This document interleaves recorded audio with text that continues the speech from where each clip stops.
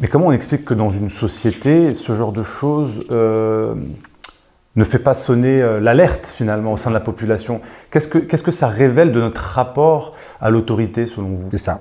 Alors je verrai 3 dimensions comme ça un peu spontanément. La première, c'est l'effondrement des contre-pouvoirs, et notamment de la presse.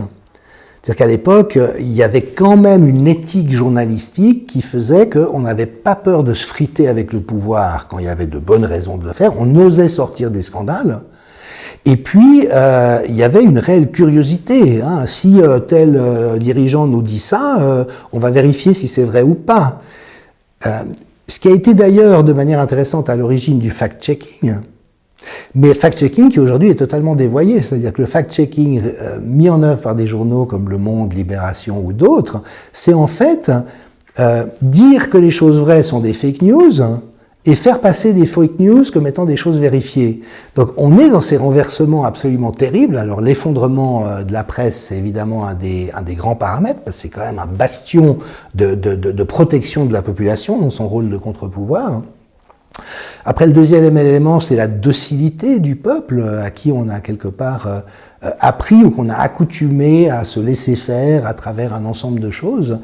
Et puis, le troisième élément que je verrais, c'est un espèce d'effondrement de l'intelligence collective, où finalement, aujourd'hui, il y a cette situation absolument incroyable, où les gens, finalement, quand on les interroge, savent qu'on les mène en bateau, savent que c'est intéressé et qu'il y en a qui s'en mettent plein les poches, mais ont l'impression de rien pouvoir faire ou que finalement chacun a à s'accommoder de ça et donc une espèce de démission collective sur le plan politique, mais qui est aussi le résultat de, comment dirais-je, toute une évolution politique au cours des décennies.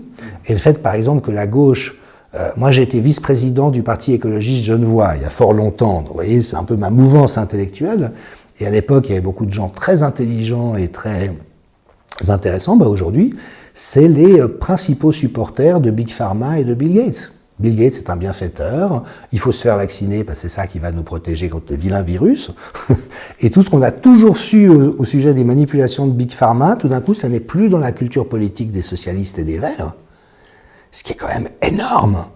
Donc voilà, et ça c'est vraiment cet effondrement dont parle Maffezoli, c'est pas juste une crise, c'est l'effondrement d'un monde qu'on vit en direct et qui évidemment est assez sauvage et spectaculaire. On a l'impression que dès que ça touche à tous les autres domaines, la plupart des commentateurs politiques, des journalistes ou même des citoyens se rendent bien compte que l'industrie, le business, les conflits d'intérêts existent, mais dès qu'il s'agit de la santé, c'est comme si on touchait à un talon d'Achille civilisationnel.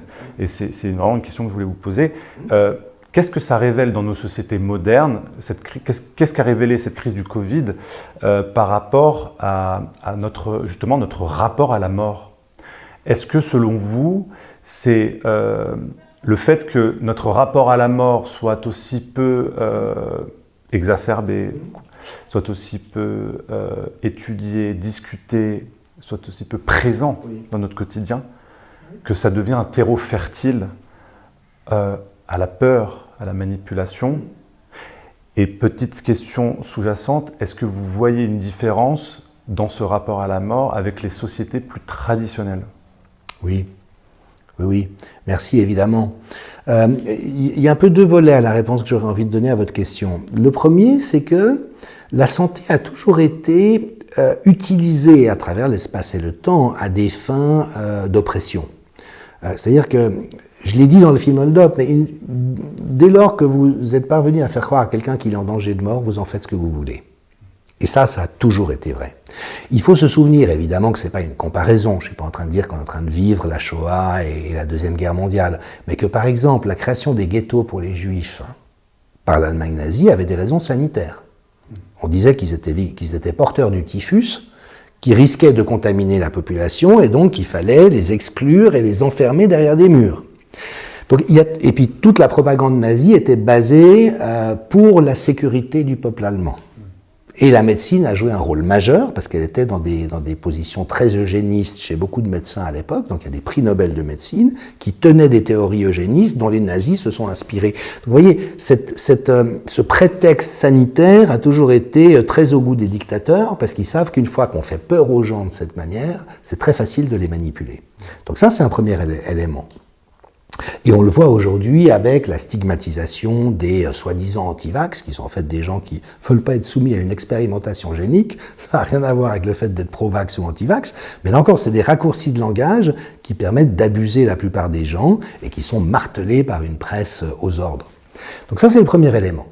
Et puis l'autre, c'est qu'effectivement, nous sommes devenus, par la force des choses, et notamment technologique, une culture hors sol. Une culture qui n'est plus incarnée, qui n'a plus ses racines dans la terre et qui n'a plus le sens des deux axes verticaux, de l'horizontalité et de la verticalité. Donc, c'est-à-dire ces deux axes, vous pouvez nous dire un peu plus? C'est-à-dire que, alors peut-être que le fantasme transhumaniste est le meilleur exemple que je puisse vous donner. Hein, parce que les transhumanistes, dans leur délire, c'en est un, ils ont quoi comme espoir de devenir immortels? Or, devenir immortel, c'est quoi? C'est s'émanciper du statut de créature. Nous sommes des créatures dans une création, nous n'avons pas choisi d'être là, à notre connaissance. Une fois qu'on est là, c'est quand même un statut compliqué, donc on fait ce qu'on peut, mais il y a une certitude, si on représente ça sous la figure de Dieu, la seule chose dont on sait de Dieu, c'est que c'est pas soi. Je ne sais pas s'il existe ou pas, mais en tout cas, c'est pas moi. Ça, c'est la certitude.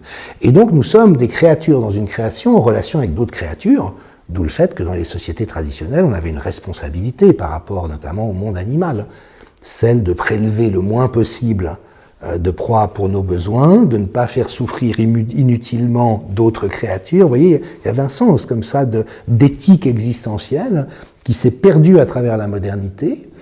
Et en perdant cet axe, ça veut dire que, avec le fantasme de toute puissance, nous n'arrivons plus à comprendre que la vie et la mort sont imbriquées l'une dans l'autre, que la mort fait partie de la vie, que la finitude est dans notre nature, donc chercher l'immortalité, mais pourquoi au monde, je veux dire. Donc c'est ces repères-là qui se sont effondrés avec les grandes religions, qui de toute manière dans toutes les civilisations sont des garants de l'axologie. Alors, les religions, elles portent tout un ensemble de problèmes par ailleurs, hein, c'est pas pour en faire l'apologie, mais dès lors qu'il y a eu cet effondrement qui n'a pas été remplacé par des formes de spiritualité nouvelles, eh ben ça veut dire effectivement que la plupart des gens finalement vivent de manière assez abrutie en évitant la contemplation de leur finitude et la relation à la mort. Et on voit qu'aujourd'hui la mort est traitée de manière très hygiénique. On meurt à l'hôpital le plus souvent, et puis dès qu'on est mort, on est mis dans une boîte, et puis vous voyez, il n'y a plus ce partage de la mort.